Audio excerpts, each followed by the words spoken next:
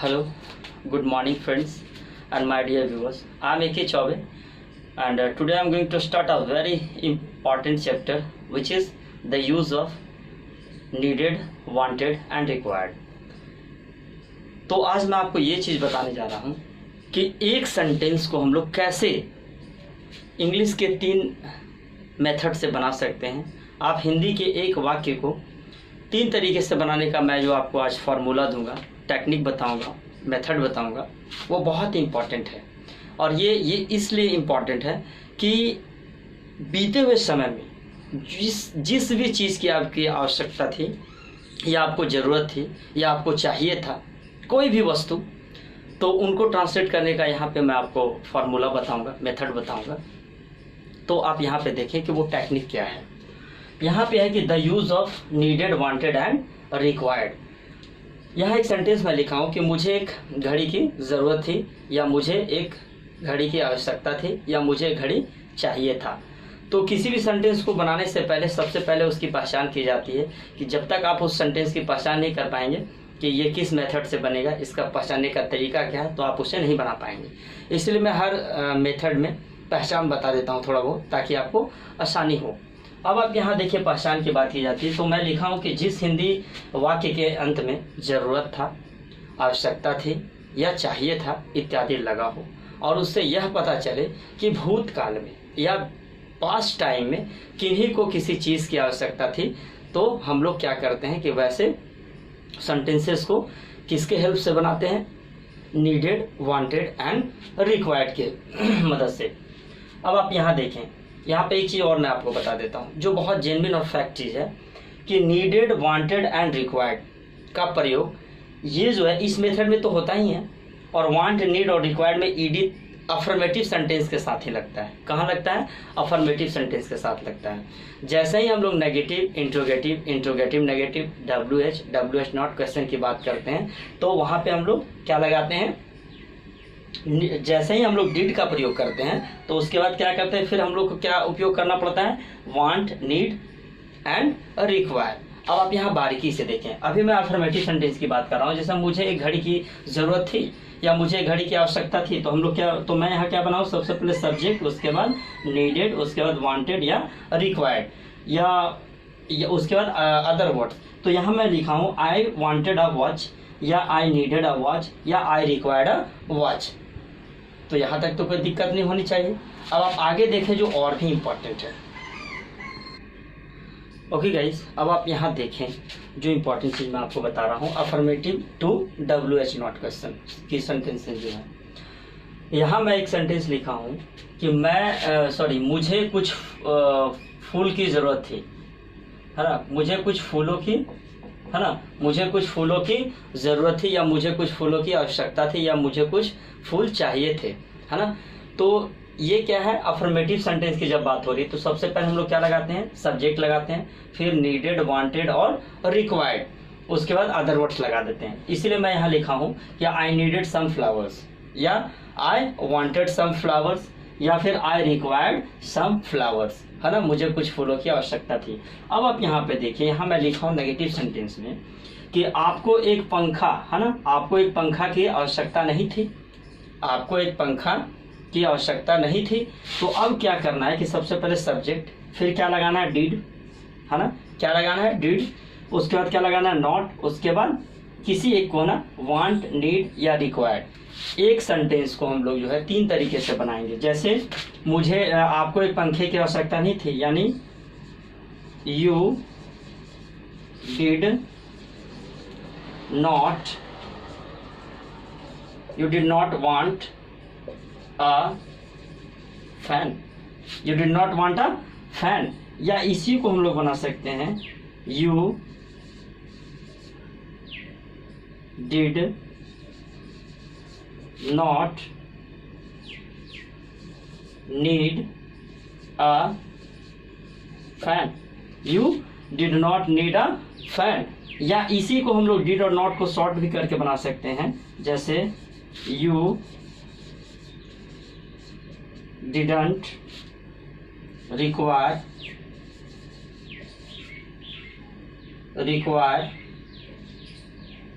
A fan. यानी क्या कि हम लोग यहाँ पे डिड और नॉट को हम लोग शॉर्ट फॉर्म लिख दें, अब्रिविएशन वर्ड जो होता है, अब्रिविएशन जो वर्ड होता है वो हम लोग बना दिए इसको, है ना। तो ये हो गया, है ना। उसके बाद जब हम लोग डिड का प्रयोग करते हैं, जब हम लोग नेगेटिव सेंटेंस में या इंट्रोगेटिव सेंटेंस में या WH क्वेश्चन में या WH नॉट क्वेश्चन में जब हम लोग क्या करते हैं, डिड का प्रयोग करते हैं, तो उसके बाद हम लोग जो है क्या होता है, इधर में वांट, नीड और रिक्वायर में ईडी नहीं लगाते हैं, क्योंकि ऑलरेडी हम लोग क्या किए हैं, इसका V2 यहाँ यूज कर दिए हैं, है ना। ये चीज़ है, तो इसलिए अब इधर में जो है हम लोग नीड, वांट और रिक्वायर के साथ ईडी नहीं लगाते हैं, ठीक है, नेगेटिव सेंटेंस में यहाँ पे। तो अब आगे जो देखें जो इम्पोर्टेंट है। ओके फ्रेंड, अब आप यहाँ पे देखें इंट्रोगेटिव सेंटेंस को और इंट्रोगेटिव नेगेटिव सेंटेंस को हम लोग किस तरीके से बनाते हैं। सबसे पहले देखिए कि जब कोई सेंटेंस क्या है, क्या से शुरू हो और उसके अंत में ज़रूरत थी या जो चाहिए था या आवश्यकता थी, और उसके बाद क्वेश्चन मार्क यानी प्रश्नवाचक चिन्ह हो, तो हम लोग इसको क्या बोलते हैं, इंट्रोगेटिव सेंटेंस। और उसके बीच में जो है नहीं होना चाहिए, तब अगर नहीं हो जाएगा तो फिर क्या हो जाएगा, इंट्रोगेटिव प्लस नेगेटिव हो जाएगा। तो हम लोग क्या करते हैं, इसका बनाने का तरीका, सबसे पहले वो डिड लगाते हैं, फिर सब्जेक्ट लगाते हैं, फिर इन तीनों में से किसी एक का उपयोग करेंगे ना, उसके बाद अदर वर्ड्स लगा देंगे। तो हमारा हिंदी का वाक्य क्या है कि क्या हम लोगों को एक दवात की ज़रूरत थी, क्या हम लोगों को एक दवात की ज़रूरत थी। तो हम लोग क्या लिखेंगे यहाँ पे, सबसे पहले डिड, है ना, डिड। सब्जेक्ट में क्या हम लोग, तो हम लोग को इंग्लिश में क्या बोलते हैं, we, did we need an inkpot plus question mark. Did we need an inkpot, यहाँ पे एन इसलिए लगाए हैं क्योंकि ये जो वर्ड शुरू हुआ है इसका पहला लेटर जो है वो आई है, इसका प्रोनाउंसिएशन क्या है, वॉवेल साउंड है, तो उसके पहले हम लोग क्या लगाते हैं, एन का प्रयोग करते हैं। या फिर हम लोग यहाँ लिख सकते हैं कि did we want an inkpot plus question mark, यही सही हो जाएगा। या हम लोग लिख सकते हैं तीसरे तरीके से कि did we require an inkpot plus question mark. तो यहाँ समझ में आना चाहिए कि हम लोग क्या करते हैं, सबसे पहले डिड का प्रयोग करते हैं, उसके बाद क्या सब्जेक्ट, फिर नीड, वांट, रिक्वायर किसी एक का उपयोग करते हैं, उसके बाद अदर वर्ड्स लगा देते हैं। तो ये किस सेंटेंस में अप्लाई होता है, इंट्रोगेटिव सेंटेंस में। लेकिन जैसा ही हम लोग बात करते हैं इंट्रोगेटिव प्लस नेगेटिव की, तो या यस नो क्वेश्चन का, तो वहाँ पे क्या करते हैं कि यदि कोई सेंटेंस क्या से शुरू हो, उसमें क्या आवश्यकता थी या नहीं थी, आवश्यकता नहीं थी या किसी चीज़ की आवश्यकता नहीं थी, है ना, या किसी चीज़ की ज़रूरत नहीं थी, तो वहाँ पे हम लोग समझ जाते हैं कि क्या है, इंट्रोगेटिव प्लस नेगेटिव है। तो वहाँ हम लोग क्या करते हैं, सबसे पहले डिड लगाते हैं, फिर सब्जेक्ट, फिर नॉट, फिर इन तीनों में से किसी एक का उपयोग करते हैं। क्या करते हैं, इन तीनों में से किसी एक का उपयोग करते हैं, उसके बाद अदर वर्ड्स लगा देते हैं। अब आप यहाँ देखें कि हम लोग कैसे इसे बनाएंगे कि क्या उसे एक बाल्टी की आवश्यकता नहीं थी, क्या उसे एक बाल्टी की आवश्यकता नहीं थी। तो हम लोग क्या लगाएंगे कि did she not need a bucket, है ना, प्लस क्वेश्चन मार्क, है ना, did she not need a bucket. या हम लोग इसी को लिख सकते हैं कि did she not want a bucket plus question mark, है ना। या इसी को हम लोग बना सकते हैं, इन डिड और नॉट को एक साथ भी कर सकते हैं, डिडंट, है ना, didn't see require a bucket,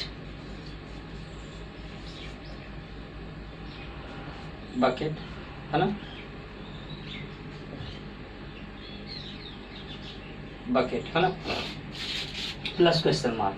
यदि आप क्वेश्चन मार्क नहीं डालेंगे तो ये सेंटेंस क्या हो जाएगा, रॉन्ग हो जाएगा। तो हम लोग क्या बनाए वो देख लीजिए। यदि कोई सेंटेंस यस नो क्वेश्चन हो या इंट्रोगेटिव नेगेटिव हो, तो सबसे पहले हम लोग उसमें क्या करते हैं कि डिड का प्रयोग करते हैं, फिर सब्जेक्ट, फिर नॉट, फिर डिड वांट, नीड वांट और रिक्वायर में किसी एक का उपयोग करते हैं, उसके बाद अदर वर्ड्स लगा देते हैं। तो यहाँ तक तो कोई प्रॉब्लम नहीं चाहिए। चलिए अब हम लोग देखेंगे WH और WH not question. Okay guys, अब आप यहाँ पे देखिए जो मैं आपको बताने जा रहा हूँ वो है WH क्वेश्चन और WH not question. WH question में हम लोग क्या करते हैं कि जब कैसे पहचानते हैं, जब किसी सेंटेंस के बीच में कब, कहाँ, कैसे, क्यों इत्यादि लगा हो, और उसके लास्ट में क्या हो, जरूरत थी या आवश्यकता थी इत्यादि लगा हो, और अंततः एक प्रश्नवाचक चिन्ह लगा हो, तो हम लोग उसको क्या बोलते हैं, WH क्वेश्चन। और WH क्वेश्चन बनाने का तरीका कि सबसे पहले हम लोग WH क्वेश्चन यूज करते हैं, उसके बाद हम लोग क्या लगाते हैं, डिड लगाते हैं, डिड के बाद हम लोग क्या लगाते हैं, सब्जेक्ट लगाते हैं, है ना। सब्जेक्ट के बाद हम लोग क्या लगाते हैं, नीड, वांट या रिक्वायर, तीनों में से किसी एक चीज़ की आवश्यकता करते हैं, लगाते हैं, या उसके बाद हम लोग क्या लगाते हैं, अदर वर्ड्स लगाते हैं। तो इसकी बनाने की तरीका है कि सबसे पहले क्या है कि उन लोगों को एक जहाज की ज़रूरत, उन लोगों को क्यों एक जहाज की ज़रूरत थी, या उन लोगों को एक जहाज की ज़रूरत क्यों थी। तो हम लोग क्या इसको बनाएंगे, सबसे पहले WH क्वेश्चन यानी क्यों, क्यों को इंग्लिश में क्या बोलते हैं, वाई। उसके बाद क्या लगाएंगे, डिड, वाई डिड, उन लोगों का यानी they, why did they need a ship, है ना, प्लस क्वेश्चन मार्क। याद लिखेंगे हम लोग, इसी को हम लोग बनाएंगे कि Y did they want a ship plus question mark, या इसी को हम लोग बनाएंगे why did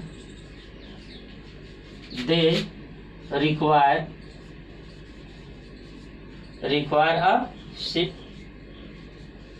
plus question mark. तो ये हो गया WH क्वेश्चन बनाने का तरीका। अब WH नॉट क्वेश्चन को पहले से हम लोग मतलब जानने की कोशिश करेंगे। यदि कोई किसी सेंटेंस के बीच में कब, कहाँ, कैसे, क्यों इत्यादि लगा हो, और लास्ट में क्या लगा हो, जरूरत थी या आवश्यकता थी या चाहिए था इत्यादि लगा हो, और उसमें नहीं भी लगा हो, क्या लगा हो, नहीं भी लगा हो, तो हम लोग उसको बोलते हैं WH नॉट क्वेश्चन। तो WH नॉट क्वेश्चन को बनाने का तरीका, सबसे पहले WH क्वेश्चन को हम लोग लिखते हैं, उसका डिड को लिखते हैं, उसका सब्जेक्ट लिखते हैं, फिर नॉट लिखते हैं, फिर नीड, वांट और रिक्वायर में किसी एक का उपयोग करते हैं, उसके बाद हम लोग क्या करते हैं, लास्ट में अदर वर्ड्स लगा देते हैं। बस इस मेथड पे सिर्फ आपको क्या करना है, फॉलो करना और बैठा देना। हाँ, तो हम लोग क्या करेंगे कि आपको एक कुल्हाड़ी की आवश्यकता कैसे नहीं थी, यानी हाउ, है ना, हाउ डिड, है ना, हाउ डिड आपको ना, how did you not need an x, है ना, प्लस क्वेश्चन मार्क, है ना। एन का प्रयोग हम लोग इसलिए किए हैं क्योंकि इस वर्ड जो है उसका पहला प्रोनाउंसिएशन जो लेटर का है वो क्या है, वॉवेल है, इसके लिए हम लोग क्या किए हैं, यहाँ पे एन का प्रयोग करेंगे। अब यहाँ देखिए, इसी को हम लोग एक और तरीके से बना सकते हैं, how did you not want an x plus question mark. इसी को हम लोग एक और तरीके से बना सकते हैं, how did you not require an X. यानी क्या हम लोग लिखे हैं, how did you not need an X, या how did you not want an X, या how did you not require an X. ये तीनों सेंटेंस सही है, और हिंदी का एक सेंटेंस है, इसको बनाने का 3 तरीका है, 2 और तरीका है, लेकिन उसका उपयोग थोड़ा डिफरेंट है, वो मैं आपको बाद में बताऊंगा। अब चलिए आगे कुछ देखते हैं जो इम्पोर्टेंट है। ओके गाइस, जैसा कि आप जानते हैं कि प्रायः मैं क्या करता हूं कि जब वीडियो लास्ट होता है या मेथड की समाप्ति होती है, तो वैसे समय पे मैं आपको कुछ नोट बताता हूं, है ना। वो नोट बताने का तात्पर्य ये है कि आपको कोई चूक नहीं होनी चाहिए या आपसे कोई भूल ना होनी चाहिए, है ना, ताकि ये सेंटेंस बनाते समय आप कोई फ्रस्ट्रेशन में ना आए, आपसे कोई भूल ना हो, सेंटेंस रॉन्ग ना हो जाए। इसलिए मैं आपको लास्ट में नोट लिखवाता हूँ, है ना। तो चलिए नोट 1 में आपको पहले बताता हूँ कि इस मेथड में, किसमें, नीडेड, वांटेड और रिक्वायर्ड वाले मेथड में अफर्मेटिव सेंटेंस के साथ, किसके साथ, अफर्मेटिव सेंटेंस के साथ हम लोग क्या करते हैं कि नीडेड, वांटेड और रिक्वायर्ड का प्रयोग करते हैं। नीडेड, वांटेड और रिक्वायर्ड का प्रयोग करते हैं। जैसे फॉर एग्जांपल आप देख लीजिए कि यदि मैं यहाँ लिखता हूँ कि I needed a marker, I needed a marker, या हम लिखते हैं आई वांटेड अ मार्कर, है ना। आई वांटेड अ मार्कर, इसी को हम लोग लिखते हैं आई रिक्वायर्ड अ मार्कर। तो क्या है, अफर्मेटिव सेंटेंस में हम लोग क्या कर रहे हैं, नीडेड, वांटेड और रिक्वायर्ड का प्रयोग करते हैं, या किसी भी सेंटेंस के साथ। जैसे अगर हम यहाँ लिखते हैं कि वी नीडेड अ मार्कर, या we wanted a marker, we required a marker, या किसी भी सब्जेक्ट के साथ। जैसे my father wanted a marker, या my sister wanted a marker, या फिर दे वांटेड अ मार्कर, या सी वांटेड अ मार्कर, या फिर यू रिक्वायर्ड अ मार्कर। मतलब अफर्मेटिव सेंटेंस के साथ क्या करते हैं हम लोग, वांटेड, रिक्वायर्ड और नीडेड का प्रयोग करते हैं। जैसे ही हम लोग नेगेटिव, इंट्रोगेटिव नेगेटिव, WH और WH नॉट क्वेश्चन लिखते हैं या बनाते वक्त हम लोग क्या करते हैं, हम लोग क्या करते हैं, जब हम लोग डीड का प्रयोग करते हैं, क्या करते हैं, जब हम लोग डीड का प्रयोग करते हैं, नोट नंबर 2 की बात मैं कर रहा हूँ कि जब हम लोग डीड का प्रयोग करते हैं तो उसके बाद हम लोग क्या लगाते हैं, नीड, वांट और रिक्वायर। वहाँ पे हम लोग क्या है कि नीड, वांट और रिक्वायर में ईडी नहीं लगाते हैं, ठीक है। यहाँ पर ये चीज़ देखिए, अगर मैं लिखता हूँ कि मुझे एक मार्कर की ज़रूरत नहीं थी, या मुझे एक मार्कर नहीं चाहिए था, या तुम्हें एक मार्कर की ज़रूरत नहीं थी, या तुम्हें एक मार्कर नहीं चाहिए था, कोई भी एक सब्जेक्ट मैं ले लेता हूँ। जैसे यहीं पे मैं लिखता हूँ कि I did not need a marker. यहाँ आप समझिए कि जैसे ही हम लोग डिड का प्रयोग कर देते हैं, जैसे ही हम लोग डिड का प्रयोग कर देते हैं तो उसके बाद नीड का प्रयोग होता है, यानी यहाँ से हम लोग क्या करते हैं, ईडी को हम लोग जो है वो हटा देते हैं, नहीं लिखते हैं।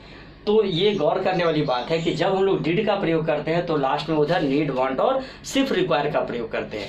इसीलिए यहाँ भी एक और भी देखिए, जैसे she did not want a